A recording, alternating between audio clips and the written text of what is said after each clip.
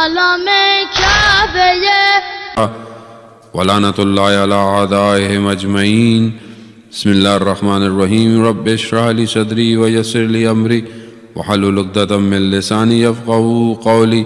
أما بعد فقد قال الله تعالى في كتاب الحكيم والقرآن المجيد وما خلقت الجن والإنس إلا ليعبدون. صلوات بيت محمد وآل محمد. اللهم صل.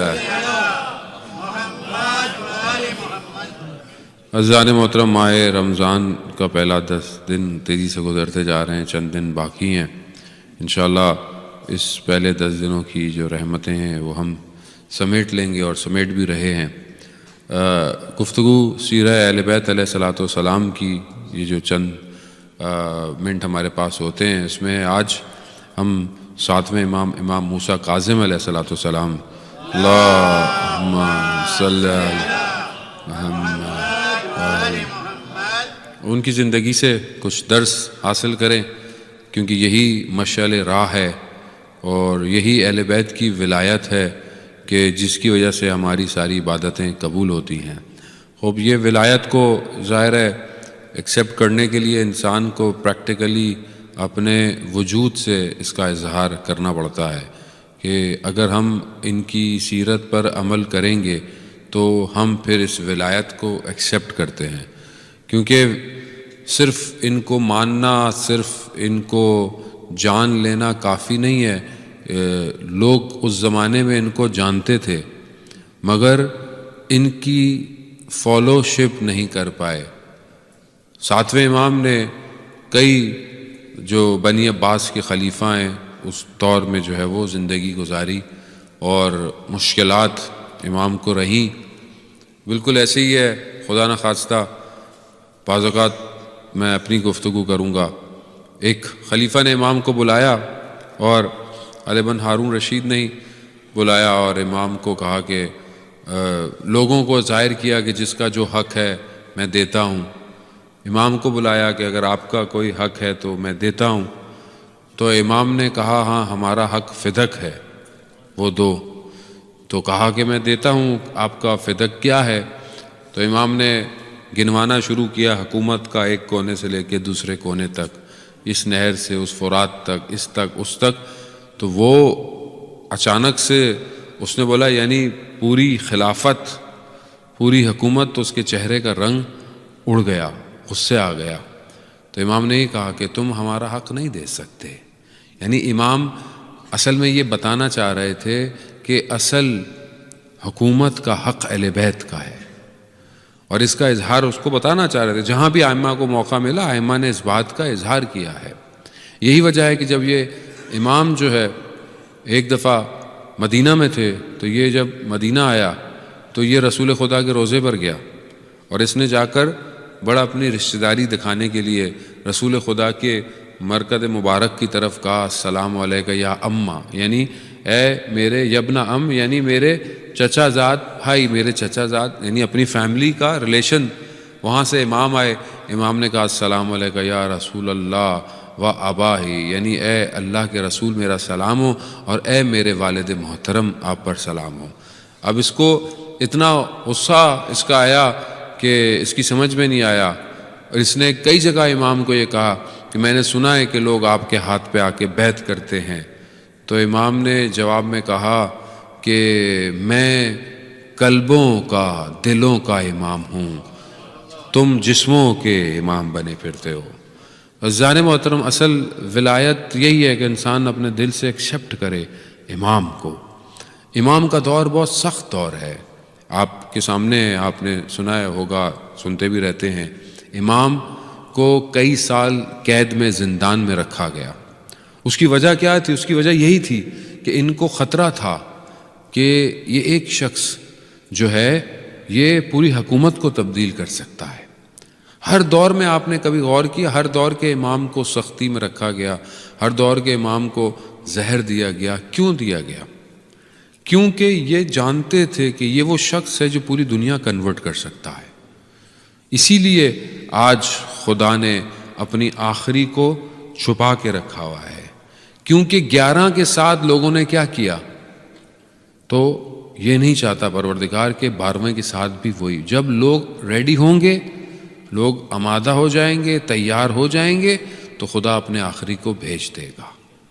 اور یہی وجہ ہے کہ آج پوری دنیا جو ہے اس کا انتظار کر رہی ہے، کوئی دوست بن کے انتظار کر رہا ہے، کوئی دشمن بن کے انتظار، بہرحال لوگ انتظار کر رہے ہیں، مگر وہ ایک شخص ہے، صرف ایک شخص ہے جو پوری دنیا کو، کیونکہ یہ اللہ کے بھیجے ہوئے نمائندے ہیں، یہ اللہ کے بھیجے ہوئے نمائندے ہیں۔ جب امام زندان میں تھے تو 2 شخص بیان کرتے ہیں کہ ہم جا رہے، اور یہ جو ہے وہ ابو حنیفہ کے شاگرد تھے، تو یہ آپس میں باتیں کر رہے ہیں کہ یہ جو امام ہے، امام ہمارے جیسے ہی ہیں یا ہماری شبیہ ہیں، کوئی اس میں امام سے کیا ہے۔ گئے تو یہ زندان میں گئے امام سے ملنے، تو جو زندان کا وہ تھا نگہبان، وہ آیا، اس نے کہا کہ میں جا رہا ہوں، اور دوسرا جب تک نہیں آئے گا تو اب بند ہے، تو اگر آپ کو کوئی کام ہے تو مجھے بتائیں۔ امام نے کہا مجھے کوئی کام نہیں ہے۔ جب وہ چلا گیا تو امام نے ان دونوں سے کہا کہ یہ کل واپس نہیں آئے گا، رات کو اس کا انتقال ہو جائے گا۔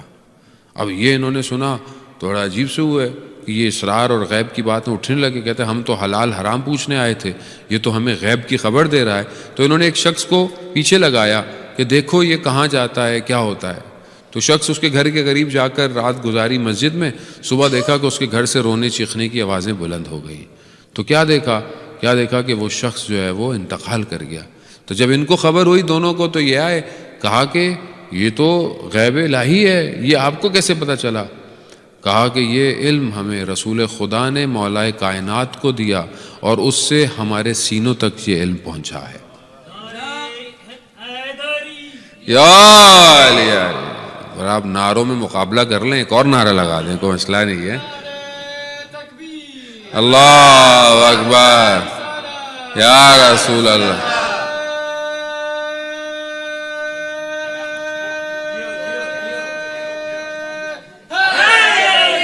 یا علی علی، اللہم صلی علی محمد۔ ماشاء اللہ عزیزان، بہرحال مولا علی کا نام ہی ایسا ہے، چہرے مسکراتے ہیں، کھلتے ہیں، تو مجلس بھی بہرحال ہونی چاہیے۔ بہرحال بعض اوقات ہم ہی اتنی گفتگو خوش کرتے ہیں کہ لوگ نعرہ لگا ہی پاتے، لیکن بہرحال لیکن آپ کے ان چہروں کو دیکھتے ہوئے مولا کے میں مزید فضائل آپ کی خدمت میں بیان کروں۔ مولا کو آپ کو پتہ ہے کہ یہ پوری کوشش کرتے تھے کہ امام کو کسی نہ کسی طریقے سے تکلیف ہو، تو ایک دن اس نے امام کو کھانے پہ بلایا ہوا، تو اس نے ایک جادوگر کو بلایا، اور جادوگر کو بولا کہ جب امام کو خادم کھانا دیتا تھا تو وہ کچھ کرتا تھا تو روٹی جو تھی وہ امام کے پاس سے دور ہو جاتی تھی۔ جب امام، اور یہ ہنستا تھا ہارون بیٹھ کے، بہت خوش ہوتا تھا یہ، اور اتنا ہنسنے لگا، اس کی خوشی کی انتہا نہیں رہی۔ تو امام نے جب یہ محسوس کیا کہ یہ اہانت کر رہا ہے، یہ جو ہے وہ غلط ہے، تو اس کے پیچھے ایک تصویر تھی جس پر شیر بنا ہوا تھا۔ امام نے اس کو اشارہ کیا، شیر باہر آیا اور اس جادوگر کو کھا لیا اس نے، اور کھا کر واپس چلا گیا۔ یہ تو بیہوش ہو گیا، ہارون تو خوف سے ہی بیہوش ہو گیا، گر گیا۔ اور جب یہ اٹھا تو کہنے لگا کہ اس کو واپس لے آئیں۔ تو امام فرماتے ہیں اگر حضرت موسیٰ کی عصا نے ان جادوگروں کی چیزوں کو جو اس نے ساحر بنایا تھا اگر دوبارہ باہر نکالا ہوتا تو یہ بھی باہر نکال لے گا۔ صلوات بیت محمد وآل محمد، اللہم صلی علی محمد وآل۔ خوب امام کے پاس یہ علم تھا، امام کے پاس یہ علم ہے، امام کے لیے یہ علم مشکل نہیں ہے۔ عزیزان محترم، مشکل ہماری ہے کہ جو ہمیں اللہ نے زندگی دی ہے ہم اس سے کتنا فائدہ اٹھا رہے ہیں۔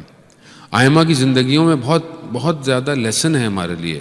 7ویں امام کا دور جہاں اتنی سختیوں کا دور ہے، وہیں پر امام نے اپنے بندوں کو جو چاہنے والے تھے شیعہ، ان کو سسٹم میں رکھا، ان کو حکومت میں رکھا، جو ہیلپ کرتے تھے، جو غریبوں کی ہیلپ کرتے تھے، لوگوں کی ہیلپ کرتے تھے، اور حتیٰ جو لوگ زندان کے ذریعے سے بھی آتے تھے تو امام ان کے ذریعے سے بھی پیغامات بھجواتے تھے۔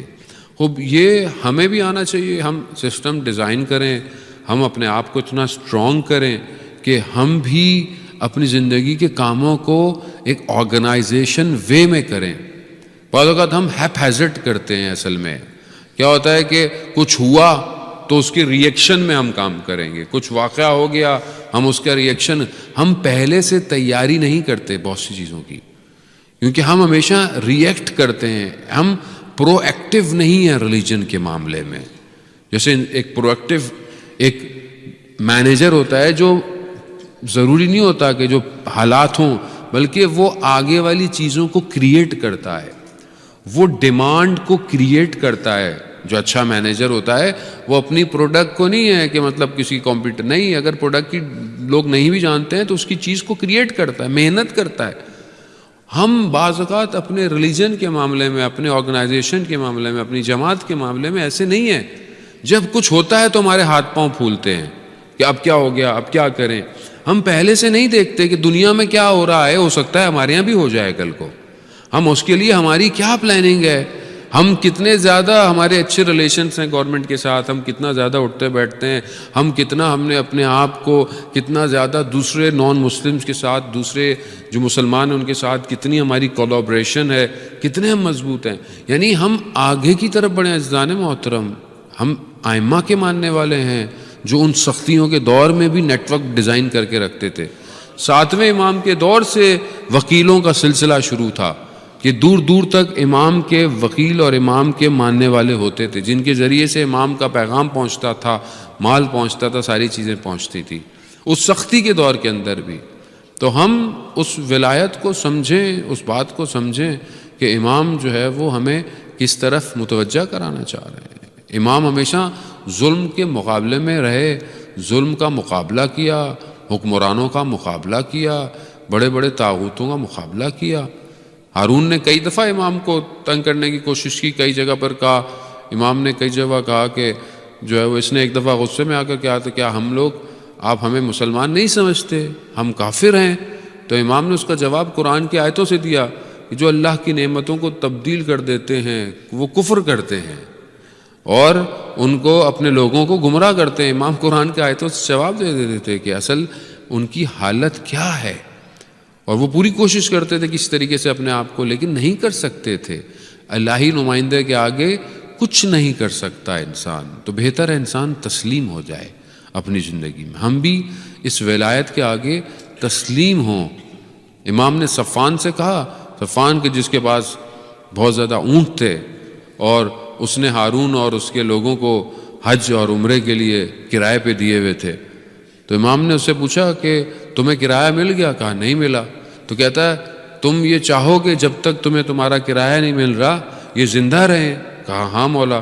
کہا تو اگر کوئی ستمگار کو زندہ رکھنا یا اس کے لیے دعا یا اس لیے کوشش ہے تو وہ خود ستمگار ہے. یعنی تم یہ امید رکھتے ہو کہ تم اپنے کاموں کو, لیکن یہ ہے کہ تم خدا کی بارگاہ میں استغفار کرو, توبہ کرو. تو عزیزان محترم, ہم یہ دیکھیں کہ کیا ہم اپنی زندگی میں حق کے لیے زندہ ہیں یا خدا نخواستہ ظلم کے لیے زندہ ہیں. اگر کوئی چیز غلط ہم دیکھتے ہیں, چاہے وہ کمیونٹی میں کیوں نہ ہو, چاہے وہ سوسائٹی میں کیوں نہ ہو, ہم اس کے آگے کتنے خاموش ہیں اور کتنا ہم اس کے لیے کوئی اقدام کرتے ہیں.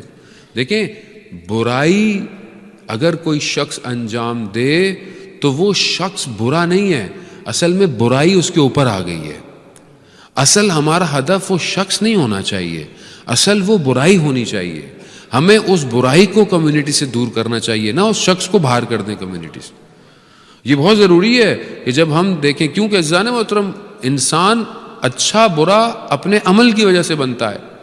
اگر آج ہم کسی برائی کو دور کر دیں گے تو وہ شخص اچھا ہو سکتا ہے, کمیونٹی اچھی ہو سکتی ہے. لیکن اگر ہم سب چپ رہیں بہت ساری چیزوں پہ, تو آج اگر کوئی برائی پہ ہم غلط چیز پہ چپ رہیں گے تو کل ہمارے گھر میں بھی یہ بات ہو سکتی ہے, کسی اور کے گھر میں بھی ہو سکتی ہے. تو ہمیں سمجھنا چاہیے اور ہمیں اس کے لیے عقلی طور پر آگے بڑھنا چاہیے, کیونکہ دیکھیں کل کو ہم خدا کی بارگاہ میں جواب دہ ہیں.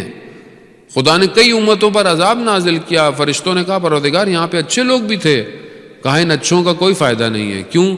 کیونکہ یہ برے لوگوں کو برائیوں سے روکتے ہی نہیں ہیں.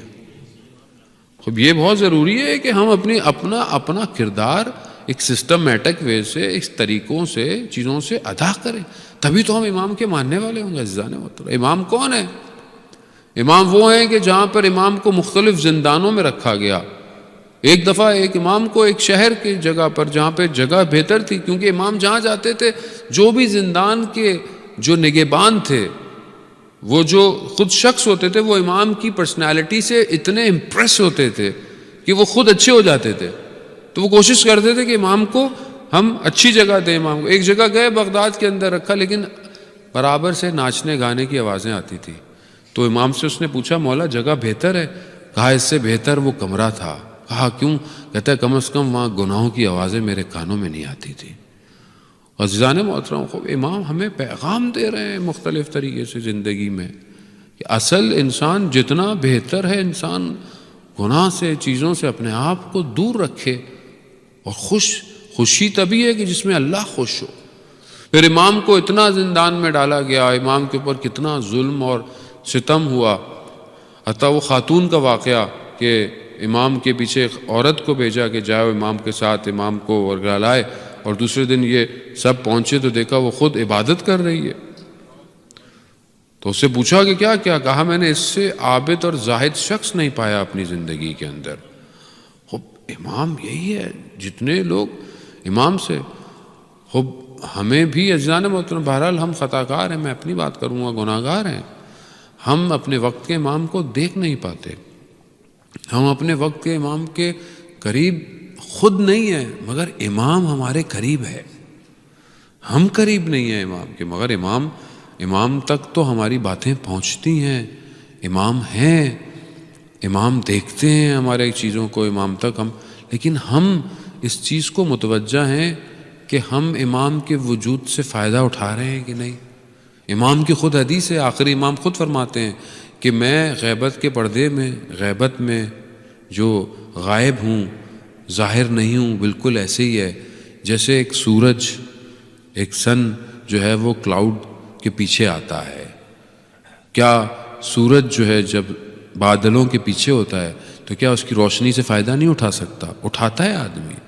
اس طرح امام غیبت میں ہم امام کے وجود سے مستفید ہو سکتے ہیں، فائدہ اٹھا سکتے ہیں امام سے، لیکن ہم اپنے آپ کو آمادہ کریں اور یہ دیکھیں کہ ہماری ڈیوٹی کیا ہے ابھی اس کمیونٹی میں، میری کیا ڈیوٹی ہے، میں کل کو کیا کروں۔ میں سائلنٹ نہ بنوں عزیزان، میں اگنور نہ کروں کہ مجھے کوئی فرق نہیں پڑتا۔ نہیں، فرق پڑتا ہے۔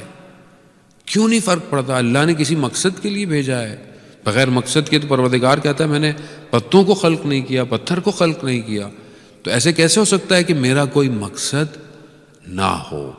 تو ہمیں اس مقصد کو تلاش کرنا ہے عزیزان محترم۔ بہرحال میں اس سے زیادہ آپ کو زحمت نہیں دوں گا، چلیں، یقیناً آپ سب گئے ہوں گے اور نہیں گئے تو اللہ تعالیٰ آپ سب کو کاظمین کی زیارت نصیب فرمائے۔ عزیزان محترم، ہر حرم کی ایک الگ کیفیت ہے، ہر حرم کی ایک الگ خوشبو ہے۔ کاش خدا ہمیں توفیق دے دوبارہ ہم وہ باب مراد سے امام کے حرم میں جائیں۔ سنی عالم کہتا ہے، بغداد میں رہتا تھا، گو کہ سنی تھا، مگر کہتا ہے کہ میں جب بھی اس حرم میں گیا ہوں میں نے اپنی مراد کو پورا پایا ہے۔ امام موسیٰ کاظم باب الحوائج ہے۔ حوائج یعنی حاجتوں کا، دعاؤں کا دروازہ ہے۔ ہم بھی سائل بن کے آج امام کے دروازے پہ چلتے ہیں، اے امام، کہیں اگر ہم ہوتے تو یقیناً ہم آپ کے جنازے کو 3 دن تک بغداد کے پل پہ رکھنے نہ دیتے۔ مولا ہم خطا کار ہیں، گناہ گار ہیں۔ آپ خود محسوس کریں نا، ایک شخص قید میں ہو، خدا ان سب قیدیوں کو رہا کرے کہ جو قیدوں کے اندر ہے۔ ایک شخص قید میں ہو اور اس کے بچے اس کا انتظار کر رہے ہوں۔ راوی بیان کرتا ہے کہ ہم نے دیکھا کہ 8ویں امام رضا نے گردن پہ کالا ایک لباس ڈالا ہے، تو میں نے کہا مولا یہ کیا ہوا؟ کہا بابا دنیا سے چلے گئے۔ ہاں عزیزان محترم، وہ مدینہ میں جہاں پر امام کے گھر والے ہیں ان کی کیا کیفیت ہوگی، اور سوچیں ان بیٹیوں پر اور اس بیٹی پر ہمارا سلام ہو حضرت معصومہ پر کہ جب انہیں پتہ چلا ہوگا کہ بابا جس بابا کا وہ انتظار کر رہی تھیں وہ بابا اب کبھی نہیں آئے گا۔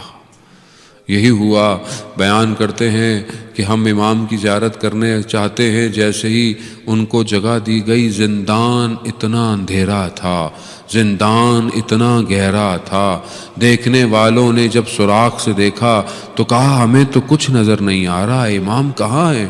کہا ایک کپڑا نظر نہیں آ رہا، کہا ایک کپڑا سا بچھا ہے، کہا یہی امام ہے جو سجدے کی حالت میں ہے۔ ہاں عزیزان محترم، اسی حالت میں امام کو اٹھایا گیا، امام کے ہاتھوں میں ہتھکڑیاں ہیں، پیروں میں زنجیریں ہیں، اور مزدوروں نے امام کا جنازہ اٹھایا، بغداد کے پل پر پڑا رہا، پھر اس کے بعد امام کو دفنایا۔ ہاں آج آپ دیکھیں کہ کیا شان و شوقت سے اس کاظمین میں امام کا جنازہ اٹھتا ہے۔ میں کہوں گا مولا پھر بھی آپ کو چند مزدوروں نے تو اٹھایا، لا یوم یوم کا ابا عبداللہ، ارے آپ کے جد امام حسین کا لاشا بے گور و کفن، خون میں غلطی تھا، غبار میں آلودہ، کربلا کے دشت پر پڑا رہا، ارے ہوائیں چلتی رہی اس بدن سے جس پر رسول بوسہ دیتے تھے۔ الا لعنت اللہ علی القوم الظالمین وسیعلم الذین ظلموا ای منقلب ینقلبون۔ پروردگار امام زمانہ کے ظہور میں تعجیل عطا فرما، ہمیں ان کے ناصروں، ان کے مددگاروں میں شمار فرما۔ پروردگار ہمیں کوئی غم نہ دے سوائے غم حسین کے۔ بہت سارے لوگ مریض ہیں، مجھے دعا کے لیے کہا گیا ہے، مریض کے ایک خاتون بھی ہیں لندن میں، ان کی سرجری ابھی ہو رہی ہے۔ پروردگار جتنے بھی مریض ہیں، حاضرین مجلس کے، رشتہ دار، دوست، احباب، سننے والوں کے، پروردگار ان سب کو باب العوائج امام موسیٰ کاظم کے صدقے میں جلد سے جلد شفاء کاملہ اور عاجلہ عطا فرما۔ پروردگار ہم سب کو حج عمرہ اور زیارات کی توفیق عطا فرما۔ جہاں بھی مسلمان پریشان حال ہیں، مجلس عزاداری کر رہے ہیں، جہاں مشکلات ہیں کومروں میں، جہاں ہمارے مومنین کو مشکلات ہیں، پروردگار ان کے لیے آسانیاں عطا فرما۔ ہر کسی کو جہاں پہ بھی ہے ان کی جان مال عزت آبرو کی حفاظت فرما۔ دشمنان اسلام، دشمنان شیعہ حیدر قرار اگر ہدایت کے قابل ہیں تو انہیں ہدایت عطا فرما، اور اگر ہدایت کے قابل نہیں تو انہیں کیفر کردار تک پہنچا۔